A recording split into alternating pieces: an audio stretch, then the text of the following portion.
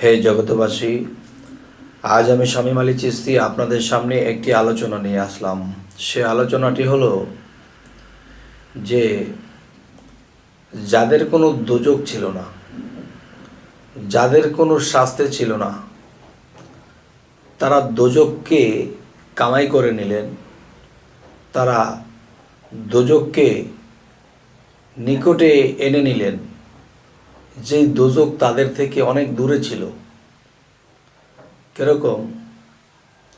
যে মানুষ আল্লাহর ইবাদত করুক, আর সেই ইবাদত যার যেরকম ভালো লাগে তেমনই করুক, কিন্তু দেখা যায় যে মানুষ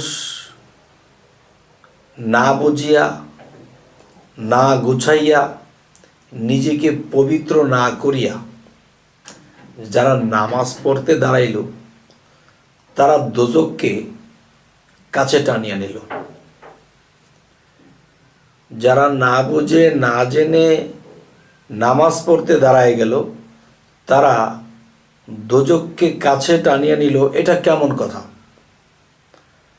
হে জগতবাসী, হে মুসল্লিগণ, হে পৃথিবীর সমস্ত মানব জাতি, আমি সকলকে হাজির নাজির রেখে আমি এই আলোচনাটি করছি। যেমন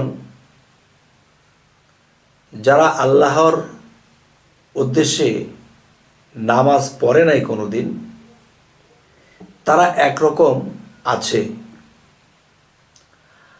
আর যারা দেখাদেখি হোক বা চাপে পড়ে হোক, যেদিন থেকে নামাজ শুরু করলো, এই নামাজ পড়তে পড়তে তারা দোজখকে কাছে টানিয়ে নিল। নাউজুবিল্লাহ, এটা কেমন কথা? আচ্ছা, একটু জ্ঞান খাটিয়ে শুনতে হবে, তা বলে কিন্তু আমার কথাটা উল্টাই মনে হচ্ছে, কিন্তু উল্টা নেবেন না, পুরোটি কথা শুনুন। যে কথাটি আমি এখন বলতে চাচ্ছি, সেই কথাটি হলো, মানুষ এতদিন নামাজ পড়েনি, কিন্তু মনে মনে একটা বিশ্বাস আছে যে আল্লাহ স্রষ্টা একজন আছে, এই জগৎকে সৃষ্টি করেছেন তিনি আল্লাহ একজন আছেন। যদিও দুষ্টামি করতো, যদিও এদিক সেদিক চলতো, তারপরে কিন্তু মনে একটা বিশ্বাস আছে যে সমস্ত বিশ্ব আল্লাহ সৃষ্টি করেছেন। এতটুকু বিশ্বাস অন্তত ছিল। আচ্ছা, যেদিন জানতে পারলো, বুঝতে পারলো, চাপে পড়লো যে নামাজ পড়তে হবে, আর যেদিন থেকে নামাজ পড়তে শুরু করলো, সেদিন থেকে সে পাপী হইতে শুরু করলো। সেটা কেমন? যেমন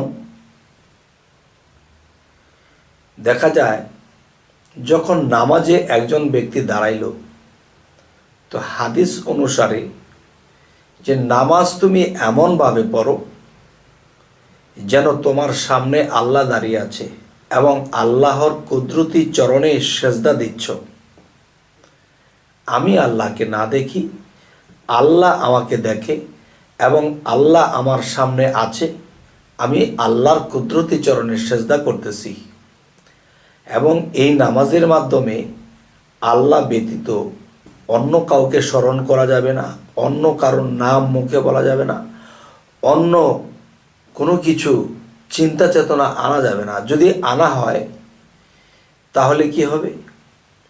যে নামাজে দাঁড়াইয়া যখন অন্য কারো কথা মুখে বলবো, অন্য কাউকে নিয়ে ভাববো, বা দুনিয়াতে অন্য কিছু আমি চিন্তা ভাবনা করব, তখনই কি হবে? আল্লাহর সাথে অন্য কিছুর শিরক করা হবে। কারণ এক আল্লাহকে সামনে রেখে নামাজে দাঁড়ানো হলো। তো এখন দেখা যায় যে নামাজের সামনে দাঁড়িয়ে আমি আল্লাহকে সামনে রেখে যখন বিভিন্ন কিছু ভাবতে শুরু করেছি, এবং দেখা যায় এমুকের কথা বলতেছি, এবং নামাজের মধ্যে বলতেছি তাব্বাত ইয়াদা আবি লাহাবি ওয়া তাব্বা মা আগনা আনহু মালুহু আমা কাসাব, ধ্বংস হোক আবুল আহাবের দুই হস্ত, ধ্বংস হোক আবুল আহাবের সঞ্চয়কৃত ধন সম্পদ, এই যে এই কথাগুলো বলতেছি, তো কি বলতেছি? আল্লাহকে সামনে রেখে আমি আবু জাহেলকে ধ্বংস করার জন্য এগুলা বলতেছি। কেন বাবা? আবু জাহেল তো 1400 বছর আগে ধ্বংস হয়ে গেছে। এখন নামাজের মধ্যে আল্লাহকে সামনে দাঁড় করিয়ে আমি সে আবু জাহেলকে ধ্বংসের কথা বলতেছি। কেন? এখানে আল্লাহ ব্যতীত অন্য কারো নাম মুখে বলা যাবে না, অন্য কারো কথা ভাবাও যাবে না। তাহলে আমি শিরকি হবি। অন্য অন্য গুনার মাপ আছে, তবে শিরকি গুনার মাপ নাই। তবে এই শিরকির কারণে আমাকে দোজকবাসী হতে হবে। এই জন্যই বলেছি যে এতদিন যারা নামাজ পড়েনি তারা পাপ থেকে বিরত আছে, আর যেদিন নামাজ শুরু করে দিল আর এই ধরনের নামাজ পড়তে শুরু করলো, তখন তারা দোজককে টানিয়ে নিতেছে। কেননা অন্য অন্য গুনার মাপ আছে, কিন্তু শিরকি গুনার মাপ নেই। তবে হে জগতবাসী, জানি না আমার এই আলোচনা যারা সম্পূর্ণটি না শুনবে তারা অবশ্যই আমার উপর ক্ষিপ্ত হবেন, এবং পুরোটি আলোচনা যখন শুনবেন তখন আপনারা ক্ষিপ্ত হবেন না। আচ্ছা, দেখা যায় নামাজে দাঁড়ানোর আগে থেকে আমরা মিথ্যা বলতে শুরু করেছি। নামাজে দাঁড়ানোর আগে থেকে মিথ্যা বলতে শুরু করেছি। কেমন? যেমন বলতেছি যে বিসমিল্লাহিল আলিউল আযীম আলহামদুলিল্লাহিল আলা দীনিল ইসলাম আল ইসলামু হাক্কুল কুফুরি বাতিলুন আল ইসলামু নূরুন আল কুফুরি যুলমা। ওযু শেষ করেছি। কি বলেছি? যে হে আল্লাহ, এই হাত দত করতেছি, এই হাত দিয়ে আমি কখনো পাপিষ্ঠ জিনিস ধরব না, এই হাত দিয়ে কারো ক্ষতি করব না, মানুষের অনিষ্ট করব না। মুখ দিয়ে বলতেছি, এই মুখ দিয়ে মিথ্যা কথা বলবো না, মুখ কুলি করেছি। মাথা মসেহ করেছি যে এই মস্তিষ্ক দ্বারা কখনো খারাপ জ্ঞান করব না। পায়ের টেকটি পর্যন্ত ধুয়েছি যে এই পা দিয়ে কখনো খারাপ দিকে হেঁটে যাব না। তাহলে এই অপরাধগুলো যদি আমরা করে থাকি, তখনই আল্লাহর কাছে তওবা করেছি ফজরের টাইমে। জোহর হইতে হইতে আমার শরীরে যদি ময়লা না লাগে তাহলে ধোয়ার প্রয়োজন হয় না। তখন দেখা যায় আবারও বলতেছি, এই হাত দ্বারা পাপ করব না, এই মুখ দ্বারা কথা মিথ্যা বলবো না, এই পা দ্বারা খারাপ দিকে যাব না।